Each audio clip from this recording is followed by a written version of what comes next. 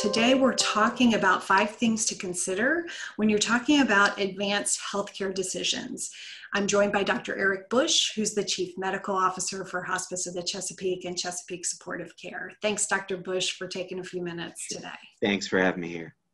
So the conversation to have about advanced healthcare decision-making, is there a good time or place that you can suggest to have that conversation? Yesterday, if possible. So seriously, a lot of different things, again, with what's going on with the pandemic, I can tell you that's, personally, that's what motivated my wife and I. When this all started about a year ago, because we both see COVID patients every day, and we have 3 children who are still minors at this time.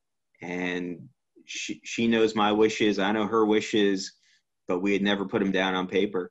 And the pandemic really motivated us, silver lining, but helped motivate us to put those down. So really, it's best to make your wishes known as soon as possible to your loved ones. Put them down in writing. There's a lot of great vehicles out there. There's a lot of great resources that are available. But you want to do these things when you're of sound mind and body, because as things change and you never know what's going to happen, something traumatic could happen, like a car accident, and then what you would or wouldn't want done doesn't necessarily transpire. Right. Do you have a suggestion about how do you start the conversation? Because it's not a comfortable thing to talk about. It can feel intrusive, and it can feel, either from either end, from the person that wants to share their wishes with you, or if you're maybe a son or a daughter asking your older family member about what they would want, it could feel uncomfortable, I'm thinking. Right. And that's where the resources come in. So there's a lot of great things online, and even things that have been talked about, like the Conversation Project. Okay. There's other tools out there like 5 Wishes, which is great, is legally binding in most states. And then there's also websites like prepareforyourcare.org, which has videos, has educational material. It also is multilingual. Okay. So you can adjust depending on which language you need to look at. Right. Can walk you through those things. And the other piece too is you can use examples. So you can say, hey, remember when Uncle Joe was in the hospital and he got X, Y, and Z? Either he wanted that or didn't want that, and what the ramifications were. You can use, examples that have happened in your real life, either with a family member or coworker or friend, to help start those conversations.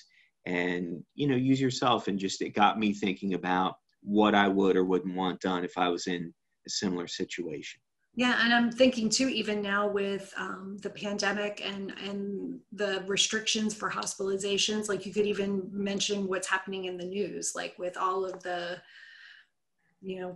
unfortunate deaths that we've experienced. I'm concerned, and that could be a launch as well. Yeah, unfortunately, the overwhelming amount of isolation, and that is a whole other layer too. And another reason why you want to make your wishes known, because unfortunately, unlike 18 months ago, it's unlikely that anyone's going to be able to visit you in the hospital. You're 24/7. Right, and you're there 24/7, just yourself. Right. It's best to have your wishes down, so people know what you do and don't want. Right. All right. So you covered 3, which was my question about resources. Number 4 question I had for you. Sorry for skipping it. Nope, no worries. So picking a healthcare, and you sort of touched on this, but picking somebody to make these decisions for you when you can't make them yourself, also known as a healthcare proxy. Mm-hmm. Why is that important to figure that out ahead of time? It's very important. And again, I'll use myself as an example.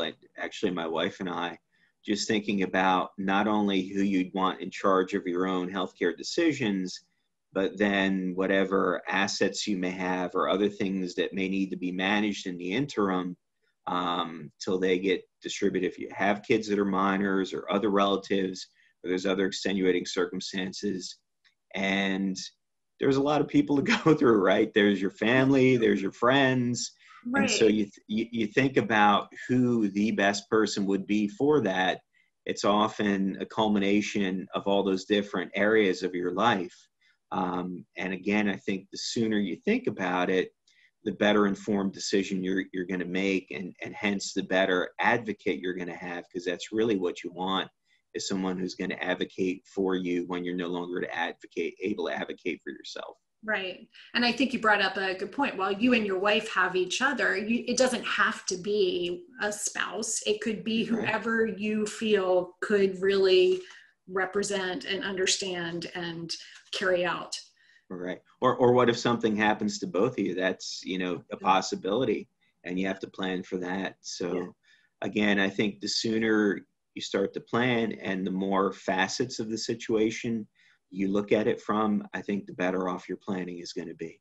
That makes sense. All right, last, fifth, and final question, because a lot of people, unfortunately deal with advanced stage Alzheimer's or dementia, have that loved one, and they really can't vocalize or voice their wishes. If you're in a situation like that, is there something, do you have any suggestion on how to help somebody, tease that information out?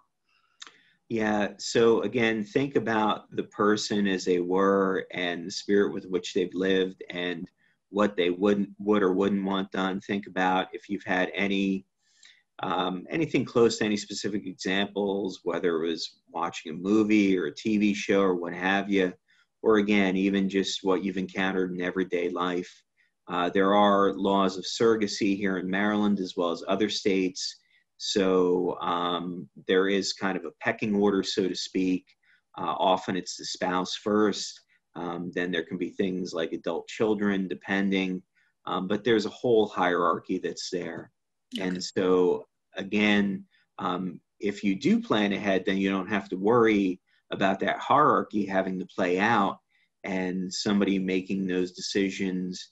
Not only do you risk not getting the decisions that you would want, but also it really truly is a burden to place on your loved one to have to make those difficult decisions. And there's a lot of, if you haven't made your needs known, there's a lot of different choices and options and pros and cons that can come along with all that. And it's just a lot to take in and absorb. And often you're making those decisions in a short period of time, right, in a high pressured environment. So right, doing it ahead of time, or relieving your loved one, your family of that burden, to me, that's a rationale to do it, just for that alone. Yeah, absolutely. Absolutely. All right. Thank you so much, Dr. Sure. Bush. Thanks, Tim.